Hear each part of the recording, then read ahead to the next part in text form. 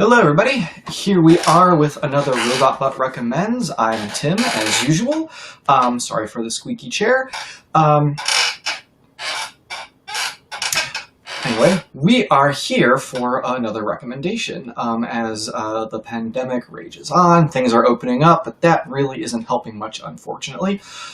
So, something to keep yourself indoors, keep yourself cool throughout this week is a show on Netflix that I watched relatively recently and have become partial to, and it is American Vandal.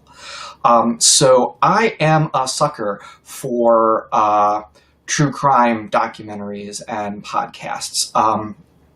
I don't really know why. They're rarely uplifting. They're usually about pretty terrible things, but I get into them all the same. Serial, which is a podcast, which is great. Jinx, that HBO did, about Robert, oh my god, I'm blanking on his name, Robert Durst. I love all that stuff. I will always pull up those kind of documentaries. It's also probably why I really like David Fincher films like Zodiac. But American Vandal isn't quite that. But what is really fun about it is it takes that format. It takes that genre, that style of reporting on crime and digging into the unsolved mystery, the story no one knows, and applies it to very trivial pranks and acts of vandalism. And that juxtaposition works very, very, very well.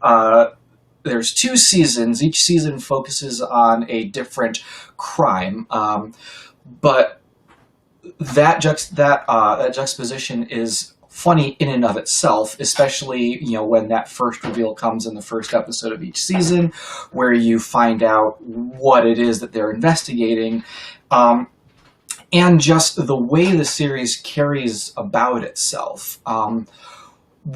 As someone who does listen to and watch a lot of that genre, one of the things that I really liked is the way that, as a satire and as a parody of it, it actually asks and gets to the answer of why people are watching these, more so than more serious ones where they are a lot more in your face about it. Like I just watched Don't Fuck with Cats, and at one point one of the interviewers literally looks at the audience through the camera and tells them they're complicit in the crimes that they watched, that you created this killer. Much more subtly, American Vandal kind of just asks why you're so invested in something that really doesn't concern you at all. Again, these are much more trivial acts of vandalism that it's giving the full-fledged true crime treatment to. So it kind of presents that question, but then answers it with, it presents a lot of characters all around the board that you can become invested in. The suspects, you can see elements of yourself in these characters, even as they are either really dumb or acting in really not great ways. And the investigators themselves, why are they putting so much effort into this? Which is something that you can ask about a lot of different kinds of genres, whether it's this or even found footage horror films and stuff like that.